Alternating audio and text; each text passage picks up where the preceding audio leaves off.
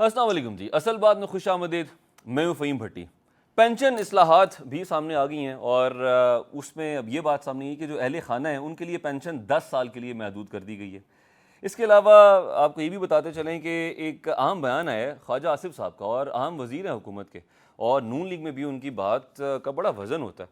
वो ये कहते हैं कि एक्सपोर्टर पर IMF के दबाव पर जो टैक्स लगाया है, FBR के करप्ट माफिया को फ़ायदा होगा। अब ये बहुत बड़ी बात उन्होंने कर दी है, और ये यानी कि हुकूमत वक्त एडमिट कर रही है कि FBR में करप्ट माफिया बैठा हुआ है और वो जो माफिया है वो इसका फ़ायदा उठाएगा।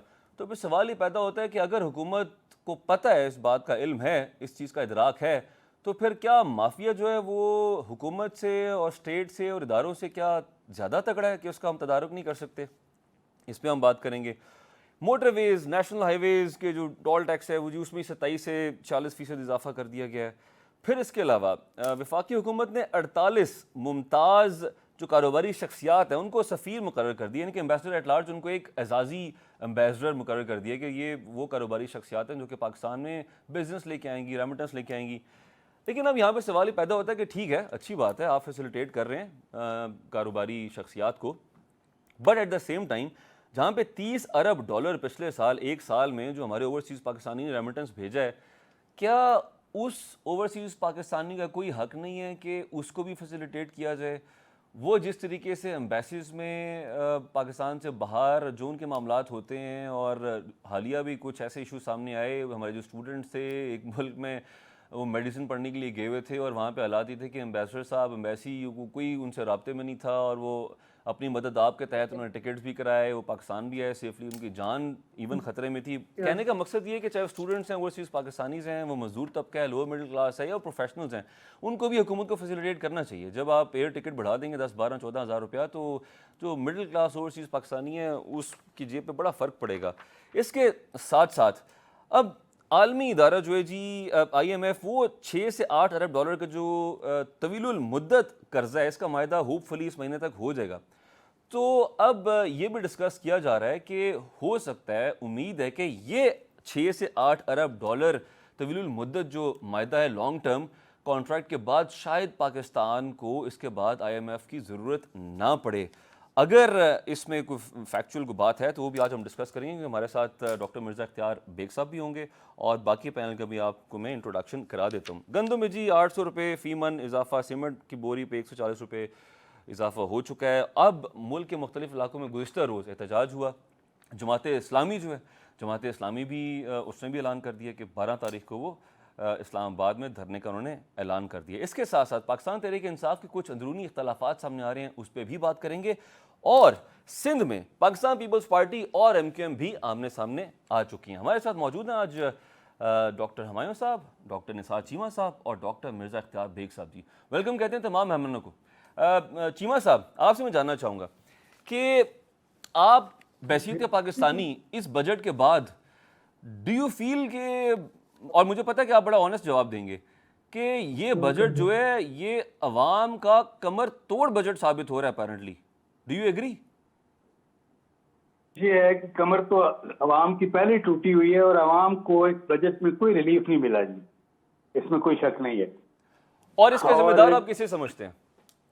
जिम्मेदार तो देखिए, मैं आपको ऑनेस्ट ओपिनियन दूं, देखें बात यह है कि ये आपको पता है कि मुल्क की मईशत बहुत मुस्तहकम थी, बहुत नमू पजीर थी, और ये 2013 से 18 तक का अरसा जो था, 17 में जो साजिश हुई, नवाज शरीफ को जिस तरह डिस्क्वालीफाई किया गया, जिस तरह हटाया गया, उसके बाद यह है कि एक डाउनफॉल का सिलसिला शुरू हो गया जो रुक नहीं रहा। इमरान खान के 3.5 पौने 4 साल के अरसे में उनकी पॉलिसी क्या थी? मतलब यह है कि स्वयं इंतकामी कार्रवाइयों के, स्वयं यह है कि एक विंडिक्टिव माइंडसेट की रिफ्लेक्शन थी। कोई एक भी काबिल फख्र कारनामा उन सर अंजाम नहीं दिया, और बदकिस्मती ये है कि वो जो पॉलिसी थी उसका नतीजा भुगत रहे हैं हम। मुसलसल ये है कि ये तनाज़ुली का सफर जारी है, मईशत हमारी ये मजीद तबाह हो रही है, और कोई इसको संभाला देने के लिए सच्ची बात यह है कि कोई ठोस इकदाम नहीं किए गए। आज भी मैं अपने हल्के में जाता हूँ तो आवाम बिलबला उठते हैं कि जी ये देखें बिजली के बिल ये इस तरह आ रहे हैं, ये हमारी पहुंच से बाहर हैं।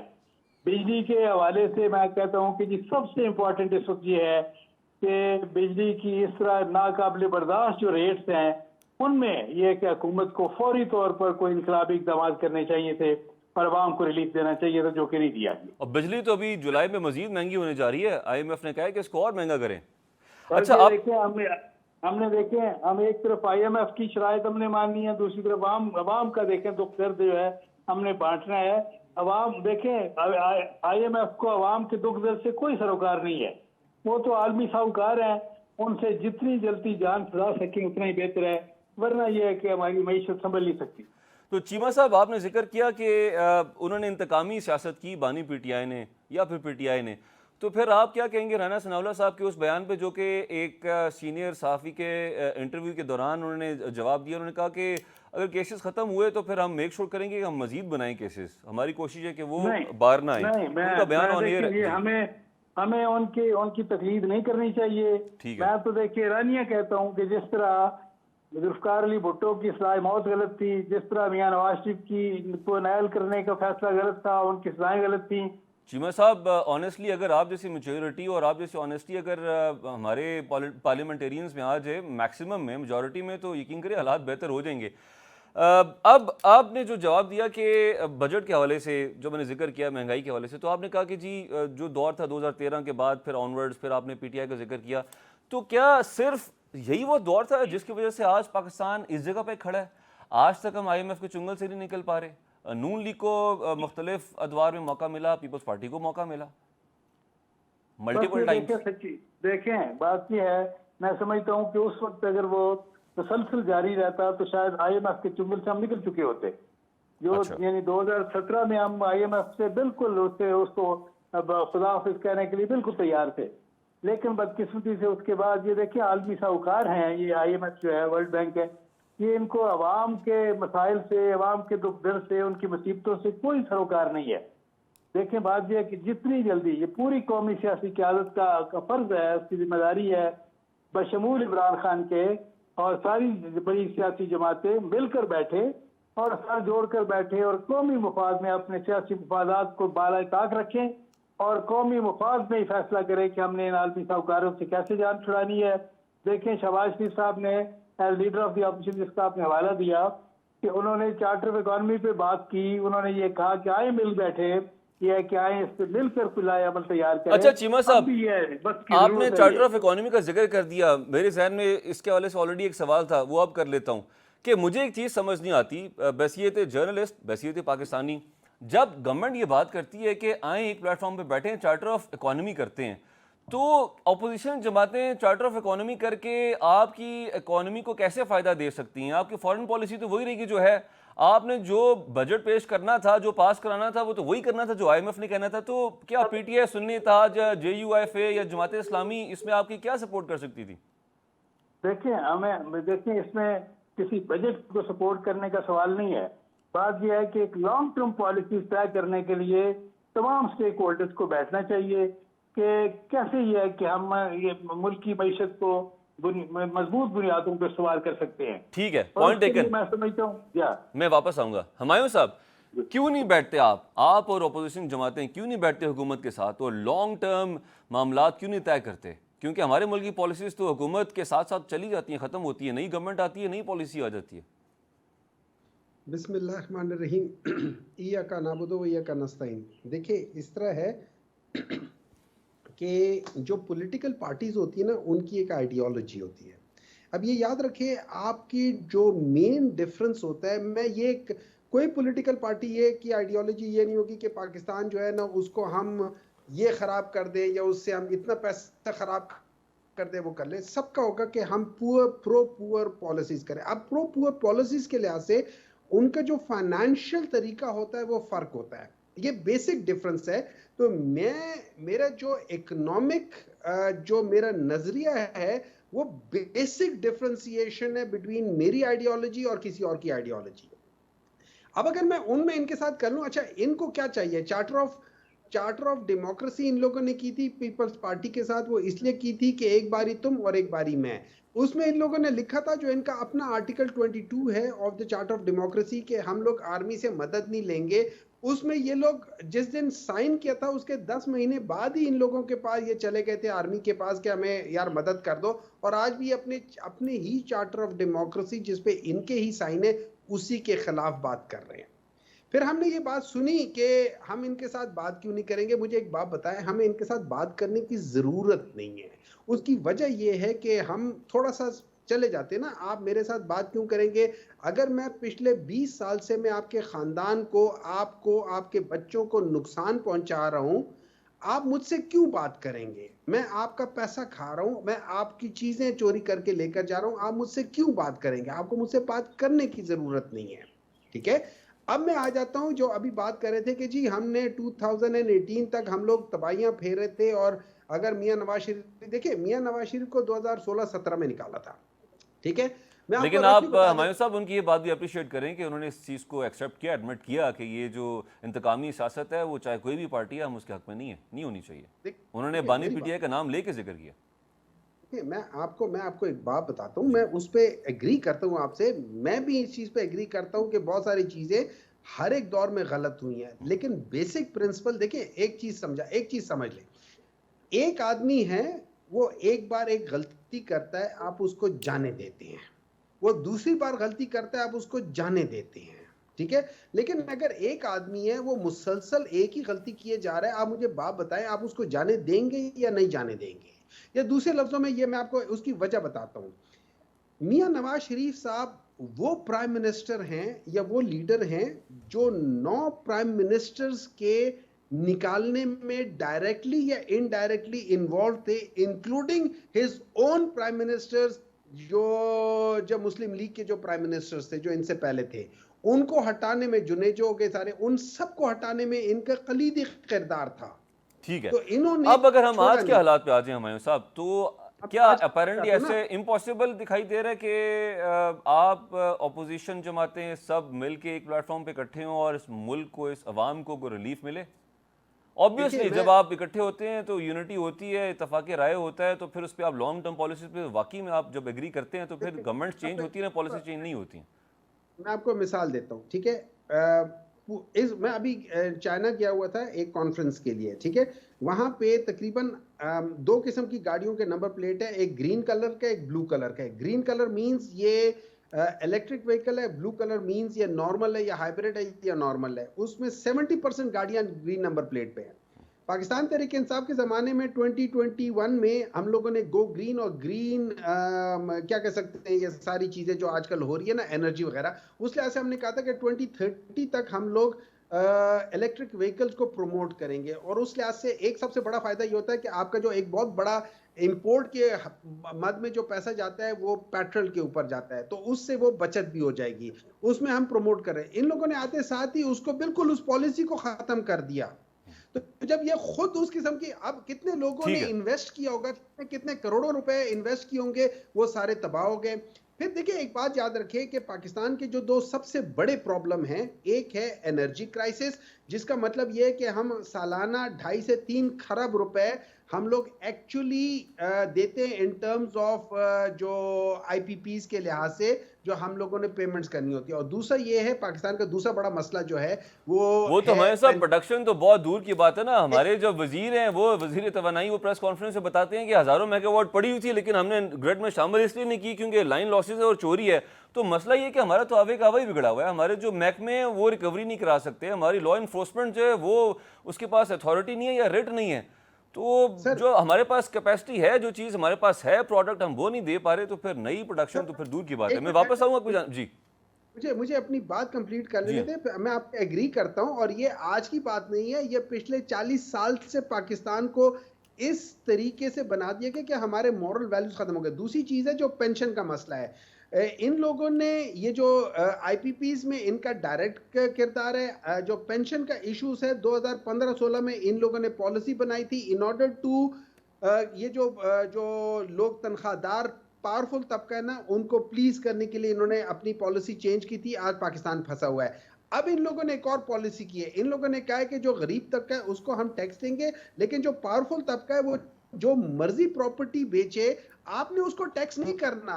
नंबर 2, जो लैंडलॉर्ड्स हैं, उनके लैंड जो मर्जी हो, आपने उनको टैक्स नहीं करना। अच्छा उसके बाद जो बड़े बड़े ये क्या कह सकते हैं बिल्डिंग, अच्छा सबसे बड़ा जो पाकिस्तान का मसला है वो यहाँ पे है कि हम लोग सारी इन्वेस्टमेंट कर रहे हैं प्लॉट्स बनाने में, प्लॉट्स बनाने और उसको रखने में, और उसको रख के बेचने में कोई कंस्ट्रक्टिव काम नहीं होता। हमें उसको डिस्करेज ठीक है। करके हमें उन इंडस्ट्रीज को करना चाहिए कि जो कि जॉब क्रिएट करती हैं, जो कि एक्सपोर्ट करती हैं, जैसे पाकिस्तान तहरीक इंसाफ के हमारे जमाने साहब में। जब इंडस्ट्री को दी हुई जो पावर है वो जब महंगी हो जाएगी तो फिर वो इंडस्ट्री कैसे कम्पीट करेगी? लूम इंडस्ट्री हमारी 80-90% तो बांग्लादेश चली गई है। मैं वापस आपकी जानिब आऊँगा। बेग साहब, अच्छा ये बताइए कि ठीक है आप खुद भी बिजनेस बड़े अच्छे तरीके से समझते हैं, करते भी हैं। 48 मुमताज़ कारोबारी शख्सियात को जो सफ़ीर मुकर्रर किया गया है, ये एक सिम्बॉलिकली उनको एक तो फैसिलिटेट भी किया गया है कि जी आप पाकिस्तान में रेवेन्यू लेके आएंगे, बिजनेस लेके आएंगे, पैसा लेके आएंगे। आई एग्री, बट ये जो हमारा ओवरसीज़ पाकिस्तानी है और अरबों रुपए की रेमिटेंस हर साल भेजता है पाकिस्तान में, आप समझते हैं कि इट्स अ हायर टाइम उसको भी फैसिलिटेट कुछ करना चाहिए हुकूमत को? आपकी राय क्या इस पे जाती? देखिए बिल्कुल, ओवरसीज पाकिस्तानी हर साल 27 से 30 अरब डॉलर की रेमिटेंसेस भेज रहे हैं, जो हमारी एक्सपोर्ट से भी ज़्यादा है। और हमें ओवरसीज पाकिस्तानियों को वो तमाम मराहत फैसिलिटीज़ देनी चाहिए जिसके तहत वो फैसिलिटेट हो सकें। लेकिन तो हमने तो ओवरसीज टिकटों पे टैक्सेस में इतना ज़्यादा इजाफा कर दिया है कि बाहर ट्रैवलिंग भी अब अनअफोर्डेबल होती जा रही है। जहाँ तक आपने सवाल किया भाई ने हमारे कि जी वो एक्सपोर्ट इंडस्ट्रीज प्रोडक्टिव होती हैं, लिहाजा उसको रिवाइव किया जाए। हमारी एक्सपोर्ट इंडस्ट्रीज को तो बिठा दिया। अच्छा, मैं चाहूंगा इस पे हम थोड़ी सी इसी पे हम थोड़ी सी बात और कर लें। आपको नहीं दिखाई दे रहा है कि इस फैसले में भी जो अशराफी हैं, जो बिलियनियर्स हैं, उन्हीं को फैसिलिटेट किया जा रहा है? ये नहीं कि पाकिस्तानी हुकूमत की, सरकार की जो भी पॉलिसी होती है वो एक एवरेज पाकिस्तानी के लिए नहीं है किसी भी हवाले से। नहीं, ये देखें, ये जो इन्वेस्टर एट लार्ज वो बिजनेसमैन है जो अपने अपने शोबों में एक नाम कमाया है, एक्सपोर्ट्स में उनकी साइजेबल एक्सपोर्ट्स है और माली वसाइल हैं कि वो हुकूमत के ऊपर बर्डन नहीं पड़ेंगे, अपने जराए से वो पाकिस्तान की commercial activity elitist of elites ही है ना, यानी कि जिनको वीजा लेने के लिए प्रॉब्लम नहीं होगी, उनको फैसिलिटेशन मिल रही है। तो कहने का मकसद ये, आप इससे एग्री करते हैं कि क्या आम आदमी के लिए वो फैसिलिटीज नहीं है जो पाकिस्तान में एक तगड़े तबके के लिए है? और दैट्स अ फैक्ट, तबकाती निजाम है हर जगह पे है हमारे मुल्क में। अशरफिया को भी रगड़ दिया है, सैलरी है याफ्ता तबके को भी रगड़ दिया है, एक्सपोर्टर्स को भी रगड़ दिया है। दूध पे जब टैक्स लग जाए और हेपेटाइटिस सी और स्टंट और डायग्नोस्टिक किट्स के ऊपर टैक्स लग जाए तो कुछ नहीं बचा है। इस बजट में अभी मैं आ रहा हूँ, टावल मैन्युफैक्चरर एसोसिएशन ने हंगामी इजलास किया था, भरा हुआ था हाथ, और वो ये कह रहे हैं कि चाबियां ले जाएंगे क्योंकि उनकी 29% टैक्स रजीम में उनको रातों रात धकेल दिया है और जो टैक्सेस लगाए उन्होंने पूरा तजिया बनाया है, कोई चीज नहीं छोड़ी है, हर जेब में हाथ डाल के इन्होंने टैक्स के मद में पैसे निकाल दिए हैं। तो ये बजट जो है ना बिजनेस फ्रेंडली है, ना एक्सपोर्ट ओरिएंटेड है, ना इन्वेस्टमेंट ओरिएंटेड है, ये सिर्फ और सिर्फ जो है रेवेन्यू ओरिएंटेड है। और अगर मैं इसको अगर मैं ये जुमला बोलूं कि कहूं कि ये IMF ओरिएंटेड है, तो क्या वो ठीक होगा? एग्री करेंगे आप? मैं आपसे इत्तेफाक करूंगा। ये IMF की डिक्टेशन पे बजट बनाया गया है। उनको जो रेवेन्यू चाहिए थे वो रेवेन्यू इन्होंने हर जगह से छुरी चला के हासिल करके दे दिए हैं। ठीक है, इर्रिस्पेक्टिव उसके असरात क्या होते हैं, उससे सनत बैठती है, एक्सपोर्ट कम होती है। मजीद ये हमारी एक्सपोर्ट तो ऑलरेडी 5-6 साल से 25, 26, 27 अरब के आसपास बढ़ के नहीं दे रही। ठीक है, पॉइंट दे रही है जी, ठीक है। अब इन्होंने ये तो एक्सपोर्ट इंडस्ट्री पे कातलाना हमले किए हैं, जो छुरियां चलाई हैं, मैं समझता हूँ एक्सपोर्ट मजीद गिरेगी और बढ़ेगी। उस हवाले से ख्वाजा आसिफ साहब का बड़ा अहम बयान है, उस पर भी हम आएंगे। चीमा साहब से मैं इसका जवाब लूंगा, लेकिन ब्रेक का वक्त हुआ चाहता है। नाज़रीन हमारे साथ ही मैक जी, चीमा साहब, ख्वाजा आसिफ साहब वो कहते हैं कि एक्सपोर्टर पर IMF के दबाव पर टैक्स लगाया, IMF का दबाव था, यानी कि FBR के करप्ट माफिया को फ़ायदा होगा। तो अगर सिटिंग वजीर ये बात कर रहे हैं कि माफिया जो बैठा हुआ है FBR में, जो करप्ट माफिया है, उसको फ़ायदा होगा, तो इसका मतलब है कि फिर चाहे हम जितना भी कर्जा ले लें, चाहे जितनी इकोनॉमी की हम बात कर लें, जो माफियाज बैठे हैं जिन्होंने टैक्स कलेक्ट करना है, रेवेन्यू कलेक्ट करना है, तो मामलात कैसे ठीक होंगे? आप नहीं समझते कि ये बहुत शर्मनाक बात है हमारे लिए अगर हमारे वजीर ये बात कर रहे हैं और अगर ये फैक्ट है? जी, गुजारिश ये है कि ये एक्सपोर्टर्स पे जो टैक्स है बिल्कुल ये गलत है, जालिमाना है, गैर हकीकत पसंदाना है और ये मुल्की मफाद में नहीं है। ये सच्ची बात यह है कि वैसे ख्वाजा आसिफ साहब के बहुत कम स्टेटमेंट्स हैं जिनसे मैं इत्फाक करता हूँ, क्योंकि वो बगैर सोचे समझी बोल देते हैं और ये ध्यान नहीं रखते कि इससे मुल्क की मफाद को कितना नुकसान पहुंचेगा। चंद दिन पहले उन्होंने कहा असेंबली में खड़े होकर कि पाकिस्तान में कोई अक़लियत महफूज नहीं है और रोज उनका कत्ल हो रहा है। और ये जो है ये पता नहीं किसकी जुबान वो बोल रहे थे, ये तो हिंदुस्तान का, यानी ये कि हिंदुस्तान की जो सूरत हाल है वो उसका इतराज पाकिस्तान पे कर रहे थे। हिंदुस्तान में कोई अक़लियत महफूज नहीं है आज, ना उनकी जान महफूज है, ना माल महफूज है, ना इज़्ज़त व आबरू महफूज है, ना उनकी इबादतगाहें महफूज है। पाकिस्तान में अगर चंद लोग इस तरह के कोई एक्सट्रीमिस्ट जो है उन्होंने कोई हरकत की है, पूरी कौम ने उसको कंडेम किया है। लेकिन वहाँ तो इस तरह का जो मुतस्सब जो ज़हनियत है, माइंडसेट है, वो आज रूल कर रहा है पूरे हिंदुस्तान में जी। तो ये बड़ा फर्क है। लेकिन ख्वाजा आसिफ की ये जो है ये बात सही है कि ये जो है ये एक्सपोर्टर्स पे टैक्स जो है ये बिल्कुल गलत है जी, नहीं लगना चाहिए था। ठीक है, और तो ये आपको IMF की कहने पे जो लगा है ये गलत है बिल्कुल। तो आपको क्या लगता है कि नून लीग के टिकट्स जब अगले इलेक्शंस में मिलेंगे सियासतदानों को, तो वो अवाम में जब जाएंगे तो फिर उनकी किस तरीके से पजीराई होगी? नहीं, देखें हमारे हुक्मरानों को ये ज़हन में रखना चाहिए कि उन्होंने IMF को क्या खुश करना है या अवाम के दुख दर्द जो है वो उन्होंने बांटने हैं। देखें बात यह है कि हमने वाकई अवाम में जाना है, आपकी बात बिल्कुल सही है। लेकिन एक जब आया है कि जुमला मोतरज़ा के तौर पे हमारे PT के दोस्त कह रहे थे कि ये जो है रियल एस्टेट के बारे में कह रहे थे कि देखें ना प्लॉट बनाना सबसे बड़ा अब ये है कि इस वक्त लोगों की तरजीह अव्वल है और इस पर कोई ये नॉन प्रोडक्टिव काम है और ये इसको डिस्करेज करना चाहिए। मैं उनको याद दिलाता हूँ कि PT के दौर में जिसकी सबसे ज्यादा हौसला अफजाई हुई वो रियल एस्टेट पे थी। ये शोबा जो था इसकी सबसे ज्यादा हौसला अफजाई की गई, आपको याद होगा जी। ठीक है। अच्छा चीमा साहब, UN का जो वर्किंग ग्रुप है उसकी एक रिपोर्ट आई है बानी PTI के हवाले से, और उसमें बड़ा इंटरेस्टिंग एक जुमला बड़ा मुझे इंटरेस्टिंग लगा है।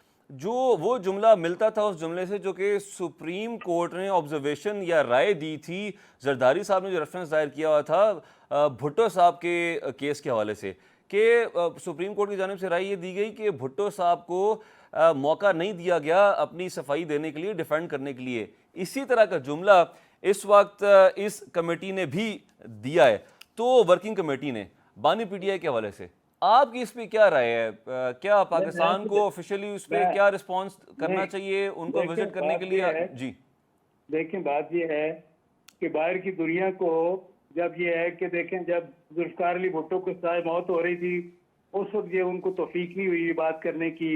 जब ये मियां नवाज शरीफ को एक फजूल रिडिकुलस केस में डिस्क्वालीफाई किया गया कि जनाब बेटे से जो तनख्वाह आपने लेनी थी जो ली भी नहीं उसका इदराज क्यों नहीं किया गया।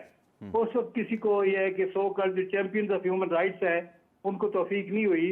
अब भी यह है कि देखें बात यह है कि बात थोड़ा सही हो, लेकिन यह है कि बाहर की ताकतों को ये इख्तियार नहीं है ना आखिरी मिलना चाहिए। देखिए जो कुछ गजा में हो रहा है, जो फलस्तीन में हो रहा है, जिस तरह बदतरीन पामाली हो रही है इंसानी हकूक की फलस्तीन में और कश्मीर में, क्या उनको उस पर नहीं बोलना चाहिए? उनको वहाँ उस पर उसकी तरफ निशानदेही करने की तो कभी तौफीक नहीं हुई।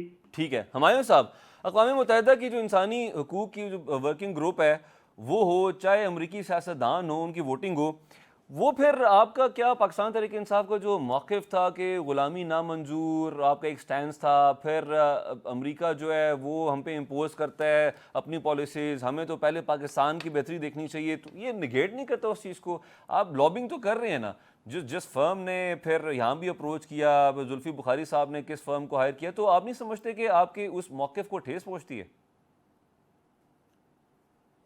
डिफ्रेंसिएशन है। एक चीज़ है गवर्नमेंट का स्टांस, ठीक है, एक चीज़ है जो वहाँ के जो ह्यूमन राइट्स की हैं और जो वहाँ के पार्लियामेंटेरियंस हैं, ये दो मुख्तलिफ चीज़ें हैं। पाकिस्तान में जो पार्लियामेंटेरियन है वो गवर्नमेंट का हिस्सा है, वहाँ पे जो पार्लियामेंटेरियन है वो गवर्नमेंट का हिस्सा नहीं होते। तो एक गवर्नमेंट की पॉलिसी होती है जिसमें डू मोर वाली पॉलिसी होती है, जिसमें होता है कि आप हमें यहाँ पे बेसिस दोगे और हम वहां से किसी भी मुल्क के अंदर अटैक कर सकते हैं। वहां पे आपको ये दिक्कत होगा कि आपने रशिया के साथ काम नहीं करना, आपने यूक्रेन के ऊपर अपना स्टेटमेंट ये देना है, वगैरह वगैरह वगैरह। वो चीज होती है जिस पे आप कहते हैं कि हम आपके गुलाम नहीं हैं, या एब्सोल्युटली नॉट। अब दूसरी चीज आ जाती है जहां पे आप लोग किसी इशू के ऊपर जो पॉलिटिकल नेचर के या ह्यूमन राइट्स के नेचर पे आप उसके ऊपर आवाज उठाते हो कि यार ये गलत हो रहा है या फलाना हो रहा है। और बहुत दफा ऐसे हुआ है कि पाकिस्तान के अंदर जब किसी अक़लियती जमात के साथ या कहीं कोई सानिया होता है, सारे लोग उसको बुरा भी कहते हैं, हम लोग खुद भी बुरा कह रहे होते हैं और बाहर वाले भी कह रहे होते हैं। जब आप बुरा काम करोगे तो लोग बुरा कहेंगे, जब आप अच्छा काम करोगे तो लोग अच्छा कहेंगे। पर आज जो बिजली के बिल है, मेरे ख्याल में अब इनकी बजाय लोगों को, आवाम को बिजली के झटके मिलेंगे तो तब कहीं जाके वो जागेंगे कि यार उनके साथ क्या हो गया। और ये आज की बात नहीं है। ठीक है, आगे बढ़ते हैं। अब ये बताइए कि केपी में फोर्सेस की कार्रवाइयाँ हुई हैं, 9 दहशतगर्द हलाक कर दिए गए हैं और एक चौकी पे हमला हुआ और 2 एहलकार भी शहीद हुए हैं। और इससे पहले पिछले प्रोग्राम में जब आप आए थे, 1-2 हफ्ते पुरानी बात है ऑलमोस्ट, एक सहाफ़ी को भी कत्ल कर दिया गया। अच्छा, अब ये बताएं कि आपको इस चीज़ का इदराक है कि केपी में लॉ एंड ऑर्डर की सिचुएशन क्या है, और ख़ास तौर पर दहशतगर्दी जिस तरीके से सर उठाती जा रही है और स्लीपर सेल्स भी हैं, तो क्या एतराज़ है आपको, क्या एतराज़ है आपकी पार्टी को बिलखुसूस? खैर बाकी भी अपोजिशन जमातें इस पर एतराज़ कर रही हैं, फजलुर रहमान साहब भी, जमात इस्लामी भी, बट आप पीटीआई को रिप्रेजेंट कर रहे हैं। What is your take on it? let me rephrase it like this। देखिए, पाकिस्तान तहरीक इंसाफ हो गई, जमाते उलेमा इस्लाम हो गया, या सुन्नी इत्तेहाद AFP हो गया, या मैं बात बता रहा हूँ जो केपी की जो बड़ी जमातें, मैं उनकी बात कर रहा हूँ। ये लोग, ये देखिए, ये इनका मौक़िफ़ के अलावा ये वहां के जो लोग हैं जिन्होंने इनको चुने, ये उनका मौक़िफ़ भी है ना। अब अगर मैं एक जगह पे रहता हूँ, मैं एक मोहल्ले में रहता हूँ, और उस मोहल्ले में आके आप कोई काम करना शुरू करोगे और आप मुझसे वहां पे सड़कें उखाड़ना शुरू कर दोगे और आप मुझसे बात ही नहीं करोगे, आप मुझसे पूछोगे ही नहीं, तो वो गलत हो जाएगा। मैं ये नहीं कह रहा हूँ वो काम गलत है, वो काम ठीक है, लेकिन उस काम को करने से पहले आप मुझे कहोगे कि यार देखो हम ये सड़कें तोड़ने लगे, तो ये वाले जो घर वाले लोग हैं इनकी सामने जब ये सड़कें टूटेंगी तो ये वाला रास्ता इस्तेमाल करेंगे। आप एक डिस्कशन करो, आपके साथ कोई ये नहीं कहते करो, लेकिन डिस्कशन करो। अच्छा, उसकी वजह एक ये है कि इससे पहले 8 ऑपरेशंस हो चुके हैं, ठीक है। उन 8 ऑपरेशंस के जो आउटकम है उसमें नॉर्मली नुकसान ज्यादा हुआ, लेकिन देखिए इन सब चीजों के पीछे एक और चीज भी है। बट उसके बाद ये भी तो पॉलिसी थी ना, जब आपकी गवर्नमेंट थी और जब तालिबान पे थोड़ा सा उनको थोड़ी सी ढील दी गई और कन्वर्सेशन के लिए उनको बिठाया गया टेबल्स पे, तो वो फिर देखिए अपेरेंटली रिजल्ट कुछ अच्छा नहीं आया। अब तो हालात ये हो चुके हैं कि वो अमेरिकी जी इस तरह है कि ड्यूरिंग पाकिस्तान तहरीक इंसाफ की जब हुकूमत थी, उसमें ये नहीं कह रहा हूं कि मैं उस दौरान में कोई बॉम्ब ब्लास्ट नहीं हो या उस दौरान में कोई इस किस्म की चीजें नहीं हुई, लेकिन उस दौरान में जो परसेंटेज ऑफ द इश्यूज थे वो बहुत कम थे। अब उसके बाद जो पॉलिसीज आई, और ये याद रखें कि अगर आप दुनिया को जाके देखेंगे तो जनरली जो टेररिज्म को जब आप डील करते हैं तो आप टेररिज्म को मल्टीफेसेट तरीके से डील करते हैं। उसमें खाली ऑपरेशंस नहीं होते, उसमें नेगोशिएशंस भी होती है, उनका जो नैरेटिव बिल्डिंग होती है उसको भी आप एड्रेस करते हैं, उनमें बहुत सारी चीजों को एड्रेस करके करते हैं, और यही वो चीजें हैं जो आपको कामयाब मसला ये है कि नेगोशिएशन तो तब होना जो एपी सेंटर है वहाँ पे, वो तो अफगानिस्तान है, और अफगानिस्तान के साथ हमारे मामलात अनफॉर्चुनेटली उस तरह से नहीं है जो डिप्लोमेटिक जो होने चाहिए। उसकी एक वजह ये भी थी ना कि जो बिलावल भुट्टो साहब थे, जब वो पीडीएम के गवर्नमेंट के दरमियान में थे, वो पूरी दुनिया के चक्कर लगाते रहे। जी चीमा साहब, आप क्या समझते हैं कि जब अपोजिशन जमातों को, और वो हुमायूं साहब का मौक़िफ़ सामने आ गया कि उनको ऑपरेशन से एतराज़ नहीं है और वो इस फैक्ट से एग्री कर रहे हैं कि ठीक है हालात ऐसे हैं कि जहाँ पे मिलिट्री ऑपरेशन अगर करना पड़ रहा है, अगर ज़रूरत है तो ठीक है, why not, but matter of fact वो ये कहते हैं कि उनका मौक़िफ़ ये और बाकी जमातों का मौक़िफ़ ये है। फजलुर रहमान साहब ने भी कहा, उन्होंने कहा हमें एतमाद में क्यों नहीं दिया, आपने पहले क्यों अपेक्स कमेटी में ये फैसला कर लिया, अनाउंस कर लिया, और उसके बाद फिर आप ऑन द फ्लोर लेके आए इशू पार्लियामेंट में। देखिए, गुजारिश ये है कि मेरे नुक्ते नज़र के मुताबिक मौलाना फजलुर रहमान साहब का मौक़िफ़ इस लिहाज से सही है कि वहाँ पे जहाँ ऑपरेशन करने जा रहे हैं वहाँ पे आवाम के जो नुमाइंदे हैं उनको तो एतमाद भी लेना चाहिए। जी हाँ, सूबाई हुकूमत को, केपी की सूबाई हुकूमत को एतमाद भी लेना चाहिए था, और ट्राइबल एरिया के अवामी नुमाइंदगान जो हैं उनको एतमाद भी लेना चाहिए था। और दूसरी बात ये ध्यान में रखें कि जहां दहशतगर्दों का खात्मा जरूरी है, वहीं ये भी जरूर ध्यान में रखें कि हमारे मुल्क दुश्मन जो हैं उनकी पूरी कोशिश ये है कि हमारे पाकिस्तान के और अफगानिस्तान के ताल्लुकात जो उनमें मजीद कशीदगी पैदा की जाए। और ये जिस तरह के ख्वाजा आसिफ साहब के इस तरह के बयान कि हम अफगानिस्तान के अंदर जाके हिट करेंगे, ये इस तरह के जो प्लानिंग है दुश्मन की, उसके ऊपर जलती के ऊपर तेल डालने वाली बात है। ठीक है, हमें पूरी कोशिश करनी चाहिए कि अफगान गवर्नमेंट को, लेकिन चीमा साहब जो तीसरी कुव्वत है, जो बाकी कुव्वतें हैं, वो तो कोशिश तब करेंगी ना जबकि हमारी तरफ से भी कोई हालात बेहतर करने की कोशिश हो रही होगी। अब मुझे बताएं कि हिना रब्बानी खर साहिबा के बाद कौन से हमारे वज़ीर ख़ारिजा जो अफगानिस्तान गए हैं, और जब हम सवाल करते हैं तो हमें जवाब में कई दफ़ा ये भी मिलता है सुनने को कि जी वो कोई ऐसा तो नहीं कि पार्क है या कोई टेक अवे है, वहाँ पे कोई भी कस्टमर अंदर चला गया और बाहर आ गया, वो एक मुल्क है। तो हमें तो पता है मुल्क है, लेकिन हमें कोशिश करनी है ना, हमारे अमन के लिए ज़रूरी है। ताल्लुकात तो हमारी हुकूमत ने स्टेप लेना पहले। वहाँ भी सच्ची बात यह है कि हिना रब्बानी खर साहिबा को भेजने का जो था ना, ये उनका इंतखाब जो था वो सही नहीं था। ठीक है, वहाँ देखें जहाँ आप भेजेंगे वहाँ उन लोगों को भेजें जहाँ उनकी कुपजीराई हो सकती है। ठीक है, पॉइंट टेकन। तो अब भी अफगानिस्तान की गवर्नमेंट के साथ एंगेज करना चाहिए। पाकिस्तान और अफगानिस्तान के बेशुमार मफादात इकट्ठे हैं। हम ये है कि हमें लड़ाने की दुश्मन की कोशिशें जो है उनको हर कीमत पे हमें नाकाम बनाना है। ठीक है, दुश्मन की कोशिश को हम नाकाम बनाएंगे इंशाल्लाह। बहुत शुक्रिया डॉक्टर हुमायूं साहब, डॉक्टर निसार चीमा साहब और डॉक्टर मिर्ज़ा इख्तियार बेग साहब, आपने हमें वक्त दिया। नाज़रीन, हमें ब्रेक का वक्त हो जाता है, ब्रेक से वापस आएंगे। पीजे मीर साहब हमारे साथ मौजूद होंगे, उनसे न्यूट्रल एनालिसिस लेने की कोशिश करेंगे। हमारे साथ ही बैग जी हमारे साथ मौजूद हैं, पीजे मीर साहब। पीजे मीर साहब, खुशामदीद कहते हैं आपको प्रोग्राम में। Thank you. उम्मीद है आप बजट के बाद इंजॉय कर रहे होंगे ज़िंदगी। हाँ जी, बहुत इंजॉय कर रहा हूँ जिंदगी। मैं खुद भी इंजॉय कर रहा हूँ, आवाम भी इंजॉय कर रही है। इससे अच्छा बजट तो है कोई नहीं जिसमें सिर्फ भूख और आप क्या कहेंगे। अब ये बताइए कि आप एक अरसे से जर्नलिज्म से भी आपका ताल्लुक है।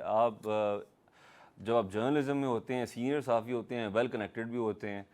अब मुझे ये बताइए कि हम तो शुरू से जब से इस प्रोफेशन में हैं, इस प्रोफेशन में आने से पहले से सुनते आ रहे हैं कि जो भी हुकूमत आई उसने पिछली हुकूमत का जिक्र किया, तस्करा किया कि वो तो खा गए, लूट गए, ख़जाना खाली हो गया, अब हम बेहतर करेंगे, भरेंगे ख़जाने।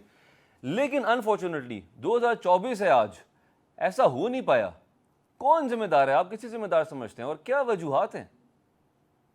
ये सब जिम्मेदार हैं क्योंकि इन सारों की गलतियां हैं। और आपने बिल्कुल ठीक कहा कि जब ये आते हैं, देखो जी उन्होंने ये कर दिया, उन्होंने ये कर दिया और अब हम ये करेंगे, ये करते नहीं हैं। और ये अपना आधा से ज्यादा टाइम अपने आप को जस्टिफाई करने पे लग जाते हैं कि हम इनसे बेहतर करेंगे, पिछले बहुत खराब थे। जो भी आया है, पीटीआई आई उसने पिछलों का कर दिया, फिर ये आए इन्होंने पीटीआई का कर दिया, एंड ये चलता रहा है। पीएमएलएन आई, उन्होंने पीपल्स पार्टी का किया, पीपल्स पार्टी आई, उन्होंने नून का किया। ये किसी एक ऊंट के ऊपर नहीं बैठते, ये एक दूसरे पे तनकीद करते रहते हैं। और आज टू योर क्वेश्चन, आज जो हालात हैं ये सिर्फ इन्हीं वजह के साथ हैं क्योंकि इनमें इतनी नातफाकी है कि ये मुल्क के लिए सोचते नहीं। ठीक है, अच्छा पीजे मीर साहब, एजुकेशन जो है, तालीम, ये बेसिक्स में आती है, बुनियादी हुकूक हैं लोगों के, किसी मुल्क में बसने वाले बासी जो हैं। अनफॉर्चुनेटली कोई मेगा प्रोजेक्ट्स एजुकेशन में और ख़ासतौर पे हेल्थ में भी कोई सामने नहीं है इस बजट में। अब जिस मुल्क की यूनिवर्सिटीज़ टॉप 300 में सिर्फ 2-3 आती हों और बलूचिस्तान और सिंध की टॉप 1000 में भी ना आए, तो आप क्या समझते हैं कि कितना अनफॉर्चुनेट है और हम किस तरीके से दुनिया को कम्पीट करेंगे जब हमारा एजुकेशन निज़ाम इतना बदतर हो जाएगा?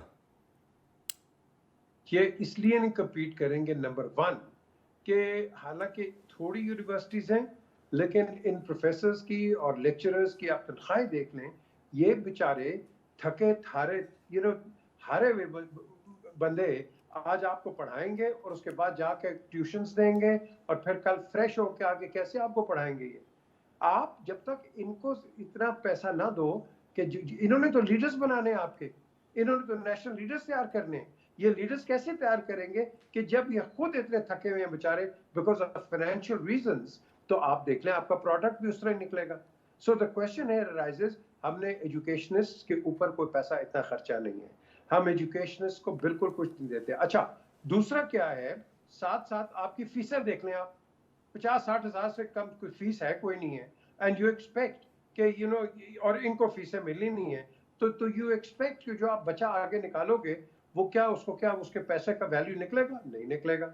सो ये हमें अपने आप को पूरा एक रिफॉर्म लाना चाहिए और यही वजह है कि एक तबका पैसा कमा रहा है, हुकूमत जो है वो ओवर स्पेंडिंग कर रही है ऑन बोरोइंग पे जब आप ओवर स्पेंडिंग करोगे तो आपने जो बोरोड मनी है, जो आपकी डेट सर्विसिंग है, तो टैक्स आप पे और मेरे पे लगेगा ना, आम लोगों पे टैक्स लगेगा। लेकिन कई जगह पे जहां ठीक है। लगाना चाहिए वहां टैक्स नहीं लगाते। अब क्यों? आ जाते इनका हैं खराब इंडस्ट्री की तरफ। किसी भी मुल्क की जो तरक्की है उसका इन्हिसार इंडस्ट्री पे होता है, प्रोडक्शन पे होता है, आपकी एक्सपोर्ट पे होता है। और हमारे हालात ये हैं कि हमारी आपके सामने ही है कि 70-80% लूम इंडस्ट्री बांग्लादेश जा चुकी है। जो यहाँ पे इंडस्ट्रियलिस्ट है वो बंद करके बेच रहा है, इक्विपमेंट उसका फॉर सेल लगा हुआ है, पूरी दुनिया को पता है। वो तो कुछ चीज़ें OLX पे भी अब आ गया अनफॉर्चुनेटली। तो यानी कि ऑनलाइन प्लेटफॉर्म इस्तेमाल हो रहे हैं।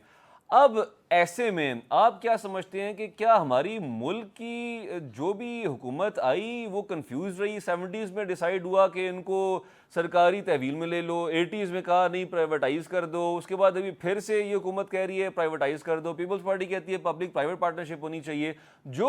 जिस पार्टी का सदर है वो ये पार्टी जो है वो एग्री नहीं कर पा रही प्राइवेटाइजेशन पे। तो जब एक प्लेटफॉर्म पे खाली अलायंस भी इकट्ठे नहीं हो सकते तो फिर किस तरह से हमारे मामलात बेहतर होंगे? आप क्या समझते हैं? ये बदकिस्मती है। ये जो आपने सवालात दिए हैं, ये बहुत बदकिस्मती है कि हम एक प्लेटफॉर्म पे नहीं है।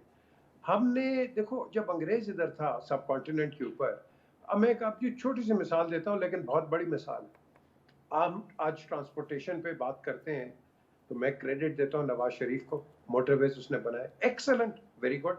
न्यूक्लियर प्रोग्राम के ऊपर मैं कहता हूँ भाई, जुल्फकार अली भुट्टो ने शुरू किया, पाकिस्तान एटॉमिक एनर्जी कमीशन थी पहले, भुट्टो साहब ने उसको शुरू किया और एग्जीक्यूट नवाज शरीफ ने कर दिया। बड़े अच्छे अच्छे भी काम हुए, लेकिन हमने सारे वो जो काम जो हमने सवाल उठाया है, ये वो काम करते हैं कि पब्लिक अपीजमेंट और वोट अपीजमेंट के लिए करते हैं। मुझे आज बताओ, ट्रांसपोर्टेशन की बात करते हो, लंडी कोतल तक ट्रेन जाती थी, आज क्यों नहीं जाती है? उस वक्त के आप देख लो वसाइल क्या थे, आज क्या है। आज तो हम कहां से कहां नहीं जा सकते, लेकिन आज देख लो, आज तक वहां ट्रेन नहीं चल रही। क्यों? क्योंकि हमारी will to do is not there. हर बंदे को अपनी पड़ी हुई है। अब आप देख लो प्रोविंशियल, ये आप कह लो कि ये एनमिटी आप कह लो, जी हाँ। जैसे मर्जी आप इसको, ये प्रोविंशियल एनमिटीज और डिसएग्रीमेंट्स एंड डिसग्रंटलमेंट ये हो रही है। क्यों हो रही? Everybody wants a piece of the cake. भाई अपने प्रोविंसेस को ठीक करो, ये लगे हुए एक दूसरे से इख्तलाफात। अब हम आ जाते हैं जी, अब हम आ जाते हैं जी, कुछ ऐड करना चाह रहे हैं आप मजीद? कोई टॉक शो ले लो स्वाय तनकीद के, हम कोई बात कर रहे हैं, मुझे बताओ पिछले गंदे थे मैं अच्छा हूं, that's it, that's your basic conversation. और ये फर्स्ट आपको लेने से पहले जो हमारे साथ सियासतदान मौजूद थे, हमारे मेहमान थे, वो बात इसी चीज़ से आगाज़ हुआ था कि 2013 के बाद ये हुआ, जब हम आए तो फिर उसके बाद हालात जो है हमने बेहतर किए। अब आ जाते हैं अपोजिशन जमातों की जानिब और उनका जो मौक़िफ़ चल रहा है फ़िलहाल। क्या आपको दिखाई दे रहा है कि फजलुर रहमान साहब अपेरेंटली ऐसे लग रहा था कि PTI के साथ अलायंस में खड़े हो जाएंगे, लेकिन रिसेंटली उनका बयान भी आया, उन्होंने कहा कि वो मुझे लगता है कि सीरियस नहीं है, उनके पास विल नहीं है और उनमें यूनिटी नहीं है। दूसरा, फिर उनके वकील ने सुप्रीम कोर्ट में इलेक्शन कमीशन की बात की तायीद कर दी, जो कि पाकिस्तान तहरीक इंसाफ के मौक़िफ़ के बिल्कुल मुख्तलिफ रिजर्व सीट्स के हवाले से, पार्टी इलेक्शंस के हवाले से।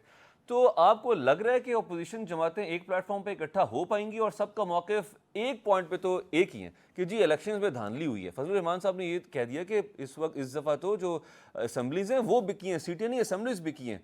आपको ये सारे आने वाले वक्त में इकट्ठे होते दिखाई दे रहे हैं क्या?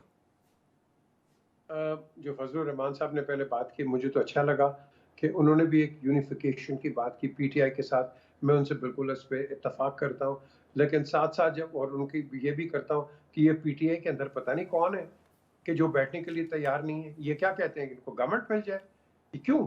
या नून को मिल जाए या पीपल्स पार्टी को, और भाई जिसके पास जितना वोट है, अब चलो तो सही आगे, जो मौलाना साहब बात कर रहे हैं उस पर करो तो सही आगे। लेकिन ये भी मुझे अच्छा लगा कि इनकी जो बयानात आए तो उन्होंने एक्सेप्ट कर लिया कि इमरान खान मुसलमान है, यहूद नहीं है। पहले यही थे ना, कहते थे यहूद हैं, यहूद की सपोर्ट है। और PTI ने भी उनका नाम मौलाना फजलुर रहमान साहब कह के उनको पुकारना शुरू कर दिया। Yes yes, so the question is, देखो ये किसी के साथ कोई पर्सनल दुश्मनी नहीं होती है, ये सिर्फ लोगों को वो क्या कहते हैं, क्या लफ्ज इस्तेमाल करूं, पागल बनाने की एक आप कह लो कि स्टेटमेंट होती है। मैं पेट फाड़ दूंगा, अली बाबा 40 जोर, साथ बैठ गए आके। इनको अब आप सीरियसली मत लें, क्योंकि वो देखो ना, बिलावल कितनी कर गया, इमरान कितना कर गया, फजल मौलाना साहब कर गए, दूसरे कर गए। इनको तो अब आप ले ही नहीं सकते किसी तरीके से सीरियस। क्यों? क्योंकि इट डजंट मीन एनीथिंग। हाँ, सीरियस इनको वहां लो जहां इनके दलाइल हो कि अगर आपने महंगाई की है, हम इसको इस तरह कर सकते थे, हम इसको बेहतर अच्छा, आपने बना दलाइल सकते की थे। बात की पीजे मीर साहब, आप नहीं समझते कि आज तक हमारी किसी ओपोजिशन ने चाहे वो पीटीआई है, चाहे वो नून लीग है, चाहे पीपल्स पार्टी है, कभी किसी ने शैडो कैबिनेट नहीं बनाई, कभी ऐसा नहीं हो कि हमारे फाइनेंस मिनिस्टर ने खड़े होकर कोई तकरीर की हो, बजट पेश किया और वो फैक्ट्स अपने रखें कि नहीं जी, आप इस चीज को, इस बजट को इस तरह से नहीं, इस तरीके से बेहतर कर सकते हैं। ऐसा तो आज तक किसी सियासतदान ने, किसी पार्टी ने नहीं किया हमारी पार्लियामानी तारीख में, as per my knowledge. Absolutely right, absolutely correct. क्योंकि ये होमवर्क अपना जाते ही नहीं है, इनको होमवर्क की जरूरत नहीं है। ये lastminute.com है, असेंबली में जाके एक दूसरे पे तनकीद और गलत अल्फाज इस्तेमाल करने के। मुझे बताएं क्या है वो उमर अयूब पे वो कसा गया और तेरा तो मुंह ही काला है। यार खुदा के लिए, ये कोई पार्लियामेंट्री लैंग्वेज है? और दूसरे ने, एक और ने पता नहीं बहुत ही गैर मुनासिब बात की। जी हाँ। आई एम ग्लैड वो स्पीकर ने उसको पंच करवा दिया। इस तरह की बातें नहीं होनी चाहिए, नहीं होनी चाहिए। अगर आप एक मुल्क, आप फिर इसका मतलब है ऐसे लोगों की अक्कासी कर रहे हो as members of the house कि जिनका खुद कोई कैरेक्टर नहीं है। आपने तो जिन लोगों ने आपको वोट दिया है असेंबली के अंदर, तो आपको एक डिग्निफाइड तरीके के साथ उनको रिप्रेजेंट करें ना, ऐसी जबान के साथ तो नहीं आपने करना। ठीक है। तो ये जब आप इस तरह करेंगे, आप मुझे बताएं इसका नेगेटिव रिएक्शन आएगा या नहीं आएगा? आपकी तो डिबेट मर जाएगी इधर। अब चलते हैं ऑपरेशन पे। केपी की सूरत हाल आपके सामने है और ये एक फैक्ट मेरे सामने पड़ा हुआ है कि इस वक्त हालिया जो ऑपरेशन हुआ उसमें दहशतगर्दी मारे गए, एहलकार भी शहीद हुए। फिर केपी हुकूमत ने जो है वो तकरीबन 3 अरब से ज़ायद जो है वो हेड मनी भी रखा हुआ है, यानी कि इट्स अ फैक्ट कि दहशतगर्दी सर उठा चुकी है केपी में। मगर अपोजिशन जमातों का इख्तलाफ है कि तरीकाकार ठीक नहीं था, हमें पहले एतमाद में लेते। आप नहीं समझते कि ठीक है, हुकूमत को एतमाद में लेना चाहिए था, एपेक्स कमेटी से पहले पार्लियामेंट के फ्लोर पे ये इशू आना चाहिए था, बट अब जब एक काम मुल्क के भले के लिए, अमन के लिए हो रहा है, तो अब तो कम से कम उसका साथ दे दें। ये नहीं होगा। 9 मई को आपको याद है? 9 मई, जी हाँ, 9 मई में आपने कहा ये पीटीआई एक दहशतगर्द जमात है। सारों ने यूनिफाइड होके कहा कि नहीं? मुझे बताया, जी हाँ। कहा था ना? अब मुझे बताएं, जो दहशतगर्दी कर रहा है, इधर यूनिफिकेशन ही कोई नहीं। I mean, look at this dichotomy. जो एक्चुअल दहशतगर्द है उधर वहां इकट्ठे नहीं हो रहे, लेकिन एक पॉलिटिकल जो मुखालफत है, आपने सबने इसको मिलकर दहशतगर्द बना दिया। भाई हम उसको कंडेम करते हैं 9 को, देयर इज नो क्वेश्चन, उसमें तो कोई शक ही नहीं है। लेकिन वहां सारे यूनिफाई हो गए क्योंकि एक सियासी जमात है, लेकिन जो एक्चुअल दहशतगर्द है वहां ये इकट्ठे नहीं होते, एक दूसरे पे तनकीद शुरू कर देते हैं। पीजे मीर तो साहब, ये मुझे सियासत बताओ, फॉर द सेक ऑफ सियासत क्यों, ये काला धब्बा क्यों बनती जा रही है सियासत हमारे मुल्क में? ये बहुत बड़ी बदकिस्मती है। बहुत अच्छा सवाल किया। बहुत बड़ी बदकिस्मती है कि एक धब्बा बन गया है। हमने अपने नेशनल इंटरेस्ट को छोड़ दिया है, हम पार्टी पॉलिटिकल इंटरेस्ट को देखते हैं, हमारी सोचें बढ़ नहीं रही। और at the end of the day जब आपके पास कोई दलाइल नहीं होते हैं तो फिर आप पर्सनल लाइफ्स के ऊपर आ जाते हैं। अच्छा, ख्वाजा आसिफ साहब का बयान पहले हाफ में मैंने उसका जिक्र किया, मैं चाहूँगा आपको भी कमेंट उस पर आ जाए। उन्होंने कहा है कि एफबीआर के करप्ट माफिया को फ़ायदा होगा एक्सपोर्टर पर जो आईएमएफ के दबाव पर टैक्स लगाया गया, उसके हवाले से कहा है। तो जो हमारी ब्यूरोक्रेसी है, हमारा जो ब्यूरोक्रेटिक निज़ाम है, जिसने हमारे इस पूरे निज़ाम को, मुल्क को जकड़ा हुआ है, ये कैसे इनके हाथों में इतनी ताकत आ गई है? किसने इस ताकत का इंतकाल किया है, इसको मुंतकिल किया है उनके हाथ में? ये हुआ कैसे? अब आप मुझे बताओ, एफबीआर की आप बात करते हो, 25 से 50 बिलियन जिस डिपार्टमेंट का खुद एक खर्च हो और टैक्स जो है, इनकम टैक्स रिटर्न्स 1% हो, मुझे बताओ उसने क्या काम करना है? ख्वाजा साहब बात सही कर रहे हैं। द क्वेश्चन इज कि आपके पास एक ऐसा वाइट एलिफेंट है जो कि टैक्सेशन कर ही नहीं रहा है। मुझे बताओ, बात तो सही है, बात तो सही कर रहे हैं, लेकिन पीजे मीर साहब, ये वो तनख्वाह जो लेते हैं वो आपके, मेरे, हमारे अवाम के टैक्स से उनको तनख्वाहें मिलती हैं। तो क्या हमारे जो अवामी नुमाइंदे हैं ये उनसे भी ज्यादा ताकतवर हो चुके हैं? अनफॉर्चुनेटली देखो ना, ये जितने भी आप तनख्वाहें दे रहे हैं, आप हम जो टैक्स देते हैं उस पर दे रहे हैं ना। तो मुझे एक चीज आप बता दें कि कराची से लेके लंडी कोतल तक ये जो आपका मार्केट ट्रेडर है, इसको क्यों नहीं टैक्स आप करते हो? क्योंकि ग्रास रूट पे ये पार्टियों का वोटर है और वहां ये टैक्स करेंगे नहीं। आपके ट्रैफिक ऑफेंसेस सुबह 5 बजे से जब ये बंदा उठता है तो रात के 12-1 बजे जब सोता है, 10,000 एक बंदा पता नहीं ऑफेंसेस करेगा। आप फाइन्स क्यों नहीं बढ़ाते? इसलिए नहीं बढ़ाते क्योंकि आपका वोट इफेक्ट होगा। और भाई नेशनल इंटरेस्ट के अंदर आपको सबको मिलकर काम करना पड़ेगा। अगर तो इस सोसाइटी को, पाकिस्तान को हमने मजबूत करना है, सॉलिड करना है, आपको फॉरेन डेट की जरूरत नहीं है, आप यहीं से रिमूव कर सकते हैं, लेकिन आप नहीं करेंगे। और ये जो बात है, जो आपने सवाल भी किया बीच में, I tell you this is what the reason is. हमें हर एक को पता है इन्हें कॉरिडोर्स पार में आना है, दूसरे को नहीं अंदर आने देना। ठीक है, आखिरी 1-2 मिनट रह गए, मैं आपसे जानना चाहूंगा कि आ जाते हैं सिंध की तरफ, पीपल्स पार्टी और MQM। अच्छा, जब भी हुकूमत बनती है, अलायंस होता है और पॉलिटिकल पार्टीज के खास तौर पे हमारे मुल्क में, तो कुछ अरसे के बाद खटपट शुरू हो जाती है। अब MQM की जानिब से बयान आया और उस पर सख्त रद्द-ए-अमल भी आया पीपल्स पार्टी की जानिब से। खालिद मकबूल सिद्दीकी साहब ने कहा है कि भुट्टो की नस्ल परस्त हुकूमत ने तकसीम की बुनियाद डाली, और फिर पीपल्स पार्टी ने भी इसका मुंह तोड़ जवाब दिया। इसी तरीके से एक तो हुकूमती अलायंस और दूसरा पॉलिटिकल पार्टीज जिस तरीके से हुकूमत की मुखालिफत कर रही हैं, तनकीद कर रही हैं, और फजलुर रहमान साहब के पास भी स्ट्रीट पार है और उससे कोई डिनाई नहीं कर सकता। आपको आने वाला वक्त 6 महीने, 1 साल, 2 साल, क्या आपको लग रहा है कि सियासी तौर पे इस वक्त की हुकूमत को मुश्किलात का सामना करना पड़ सकता है? देखें, आपने फजलुर रहमान का नाम लिया। मौलाना साहब जो हैं, ये 1122 हैं सारी पॉलिटिकल पार्टीज के लिए। जब भी कोई मुसीबत में होता है, मौलाना साहब के पास भाग जाते हैं कि जी आप हमें साथ दें, ये करें, वो करें। द क्वेश्चन इज, इनको आप साइड पे रखो। इनको सब इस्तेमाल भी करते हैं और फिर इनको फेंक भी देते हैं साइड। और इसका उनको इदराक हो गया, उन्होंने इसका मेंशन भी किया इस हवाले से कि PDM में आपने मुझे इस्तेमाल किया और उसके बाद आपने मुझे अल्लाह हाफिज कर दिया। बिल्कुल सही कह रहे हो, I totally agree with him. The thing is कि आप एक यूनिफाइड अप्रोच क्यों नहीं है? हमारे में नहीं है यूनिटी। देखो, जब पाकिस्तान बना था तो कायद आज़म मोहम्मद अली जिन्ना ने कौन से 3 लफ्ज इस्तेमाल किए थे? Unity, faith and discipline. ये 47 की बात, ये 47 की बात है। 2024 उनके ये 3 लफ्ज आज आपके दिमागों के अंदर। वो इस्लामाबाद एक्सप्रेसवे की जो हाईवे है, उस पे एक पहाड़ी है, उस पे लिखा तो हुआ है, लेकिन हमने उसको गायब कर दिया practically. Non existent, absolutely non existent. ठीक है, अगर यही चीजें आप इन लेटर एंड स्पिरिट असेंबली में चले जाएं, खुदा की कसम आपके पास प्रॉब्लम ही कोई नहीं है। सिर्फ थोड़ी सी सब्र दिखा दें एक दूसरे। Thank you so much PJ Mir साहब, आपने हमें वक्त दिया। नाज़रीन, ये था हमारा आज का प्रोग्राम। अपना ख्याल रखिएगा, कल मुलाकात।